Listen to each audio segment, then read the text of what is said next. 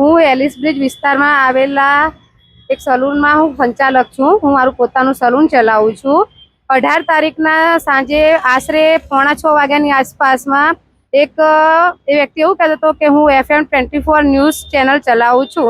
મારા ત્યાં બેસવા આવ્યો, છોકરીની જોડે અંદર જઈને ગલત સર્વિસ માંગતો હતો। છોકરીએ ના પાડી, તેથી છે ને મારા ફોટા, છોકરીઓના ફોટા, 4 લેડીઝના ફોટા પાડીને છે ને એને અમારા ફેસ બ્લડ કર્યા વગર છે ને એની રીલ્સ પર ચડાયા છે।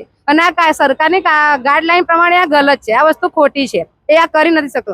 કોઈ પણ લેડીઝની પરમિશન વગર તમે એનો ફોટો પાડી શકતા નથી। અને પ્લસ પાડી તો લીધા એણે, તેને બ્લડ કરાયા વગર એની ન્યૂઝ ચેનલમાં ચડાયા છે, અને આ એક ગુનો છે। અને એ છોકરીએ છે ને આ વિડીયો અને એના ફોટા અને એના ઘરવાળાની ફેમિલી, એની સાસુ છે, એનો ઘરવાળો છે, એના સસરા છે, એની ફેમિલીએ જોયા ને તેના ઘરવાળા એને છોડી દીધી છે, છોડી દીધી છે કે તારે મારા ઘરે આવવાનું નથી। તો એ છોકરીએ છે ને ટેન્શનમાં અને એમાં આવીને છે ને એને બ્લેડથી એના હાથ પર કટ કર્યા છે, જે સુસાઇડ કરવાની કોશિશ કરી એ છોકરીએ।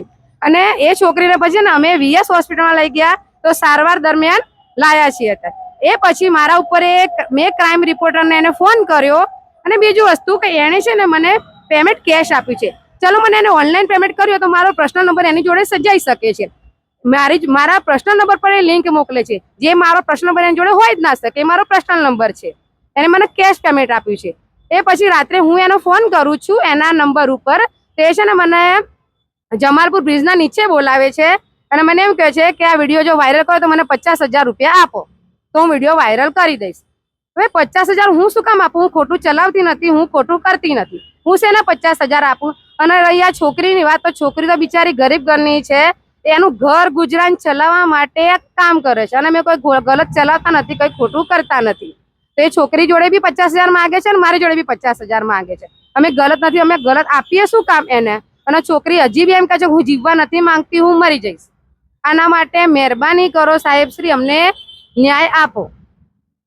ખરેખરમાં એ પત્રકાર છે કે નહીં એ તો અમને ખબર જ નથી, અને મને લાગે ને ત્યાંથી પત્રકાર એ હશે પણ નહીં, કે ખાલી આવી રીતે વિડીયો ચડાવીને લોકોને હેરાન પરેશાન કરીને પૈસા માંગવાનો એની આ કોશિશ છે।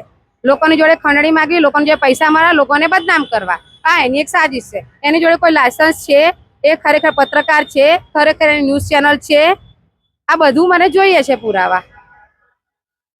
ખરેખરમાં એ પત્રકાર છે કે નહીં એ તો અમને ખબર જ નથી, અને મને લાગે ને ત્યાંથી પત્રકાર એ હશે પણ નહીં, કે ખાલી આવી રીતે વિડીયો ચડાવીને લોકોને હેરાન પરેશાન કરીને પૈસા માંગવાનો એની આ કોશિશ છે।